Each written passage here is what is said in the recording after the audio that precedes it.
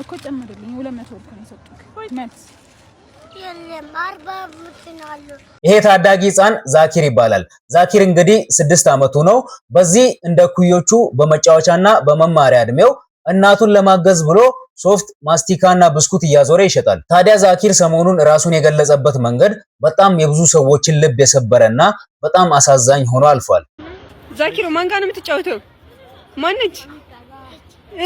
ማነች? ምን ታምራለች አለ።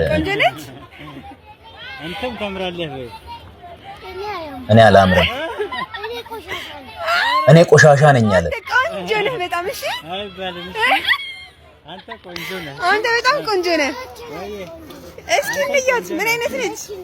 አንተም ቆንጆ ነህ። እሺ ድህነት አይኑ ይጥፋና ይሄ የ6 አመት ታዳጊ ገና በዚህ እድሜው ከሌሎች ያነሰ አይነት ስሜትና የቆሻሻነት ስሜት እንዲሰማው አድርጎታል። ህፃኗ ልጅ ቆንጆ ነች፣ እኔ ግን ቆሻሻ ነኝ ነበር ያለው። ምናልባት ይሄን ልጅ ቆሻሻ እያሉ የሚሰርቡት ሰዎች ይኖሩ ይሆን? ቆይ እናንተ በዚህ ልጅ እድሜ ወይንም በ6 አመታችሁ ምን ታደርጉ ነበረ?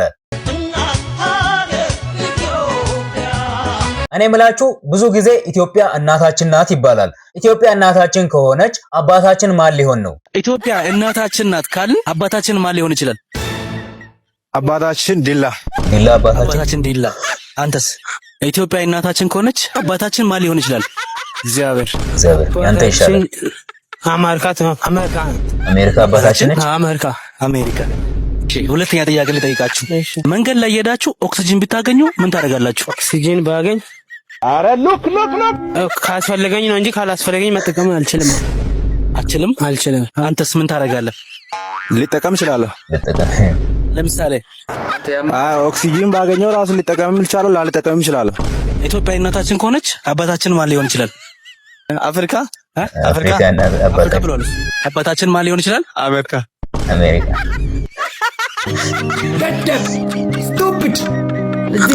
ቆይ እናንተስ ምን ይመስላችኋል? ኢትዮጵያ እናታችን ከሆነች አባታችን ማን ሊሆን ይችላል ብላችሁ ታስባላችሁ? እስኪ ኮሜንት ላይ ጻፉ። በአስቂኝ የኮሜዲ ስራዎቹ ጥርሳችንን ሲያስከፍተን የኖረው ከቅርብ ጊዜያት ወዲህ ደግሞ የአብዛኛውን ህብረተሰብ ኑሮ የሚነካ ቪዲዮ እየሰራ ሲያስደምመን የኖረው ኮሜዲያን ያሲኖ አሁንም አዲስ ቪዲዮ ይዞ መጥቷል። አትቀስቅሰኝ ይላል።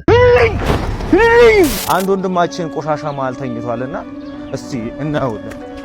ወንድሜ አባ ተረጋጋ። ምን ባረግልህ ደስ ይላል? ባትቀሰቅሰኝ። ወንድሜ የምትፈልገውን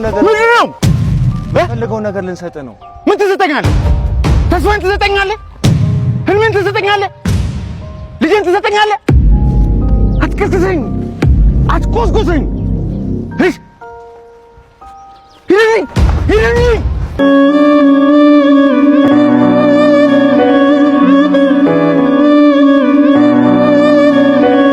በህይወታችን በጣም አስቸጋሪ ወቅቶች ያጋጥሙናል። በጣም የምንወዳቸውን ነገሮች እናጣለን። ታዲያ ይሄን አስቸጋሪ ወቅት ለማለፍ የምንሸሽበት ራሳችንን የምንደብቅበት ቦታ አለ። አንዳንድ ሰዎች ሊረዱን የመጡ መስለው ከዛ ቦታ የሚቀሰቅሱን የረሳነውን ነገር የሚቆሰቁሱ ሰዎች አሉና ከዛ ጋር አያይዞ ያሲኖ የሰራው ቪዲዮ በጣም ተመችቶኛል። ያሲኖ እንግዲህ ከአቅማችን በላይ የሆነ ነው። እስኪ ያሲኖን የምትወዱ የያሲኖ ስራዎች የሚመቻችሁ ያሲኖ ትችላለህ እያላችሁ ኮሜንት ላይ ጻፉ። የገዛ እናቱን የሚሳደበውና የሚደበድበው የ16 አመት ታዳጊ ይሄን ነገር ስትሰሙ በጣም ደንግጣችኋል ይመስለኛል። እስኪ ይሄን ቪዲዮ ተመልከቱ። እኔ ስድብን አልፈልግም። አንተም እንዳደበድበኝ አንተ አኖርኩ እንጂ አላኖርከኝም። እሺ በጋ አምላክ ያ ነግሬሃለሁ፣ አኖርሃለሁ፣ አሳድጋለሁ 16 አመት ሙሉ። እኔ ሁል ጊዜ መደብደብ አለብኝ እንዴ? እናቱን ይደበድባል። የትኛ ልጅ ነው? የትኛ እናት በልጅ የምትደበደበው? የትኛ መንግስት ነው ያዘዘው? እስቲ ንገረኝ በአላህ እንዴ! አንተ ሁል ጊዜ የዛሬ 2 አመት ደብድባኝ እኮ ነው የዛሬ አመት እና ተስፋዬና ደስታ ህይወቴን አተረፈች። ታኝ በቃ አታናግሪኝ። በቃ ታኝ በጋም ታውኩሽ እኮ ነኝ። ዝም እኮ እያልኩ ታው በቃ ለሳባ ይናገራሉ። እኔ በህይወቴ አንድ ነገር ብደስ ካንተ በስተቀር ጠላት የለም። ምንድነው ሳወሳቡ ምት ስሙን በስተቀር ነግሬሃለሁ ለአሰልጣኝ ማለት ነው። እኔ አንተ ካራት አሰልጣኝ ካስለመድኩት እኔ በእናትና በልጅ መሃል እንደዚህ አይነት ንግግር መስማት በጣም ያሳዝናል። የ16 ዓመት ልጅ እናቱን ይደበድባል ቢባል ማን ያምናል አሁን? እና በዚህ ቪዲዮ ኮሜንት ስር አንዳንድ ሰዎች የጻፉትን እያየው ነበርና እናትየዋ ራሱ ነገረኛ ትመስላለች። ከልጇ ጋር ተጣልታ ከሆነ በቪዲዮ እንደዚህ ቪዲዮ ከፍታ ራሷን እየቀረጸች ሶሻል ሚዲያ ላይ መልቀቋ አግባብ አልነበረም። ምናልባት ልጁ ጥፋት ላይኖርበት ይችላል የሚሉ ሰዎች አሉ። እኔ ግን እንደኔ ሐሳብ ምን ይመስለኛል፣ እናት ምንም ብታረግ፣ ብትቆጣ፣ ብትናደድ፣ የሆነ ነገር ብትናገር እናት ነችና ለሷ ነው እውነት ያለው። እናት ላይ እንኳን እጅ ማንሳት እናትን መደብደብ አይደለም ቀና ብሎ ማየት ራሱ በጣም የሚያሳፍር ነገር ነው። ቆይ እናንተ በልጅነታችሁ እናታችሁ ስትቆጣችሁ መልሳችሁ ምን ነበረ? አባታችሁ ሲገርፋችሁ መልሳችሁ ምን ነበረ? ዝም ነው የምትሉት ወይንስ መልስ ትመልሳላችሁ?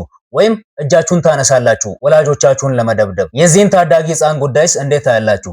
እስኪ ኮሜንት ላይ የእናንተን ሐሳብ ጻፉ።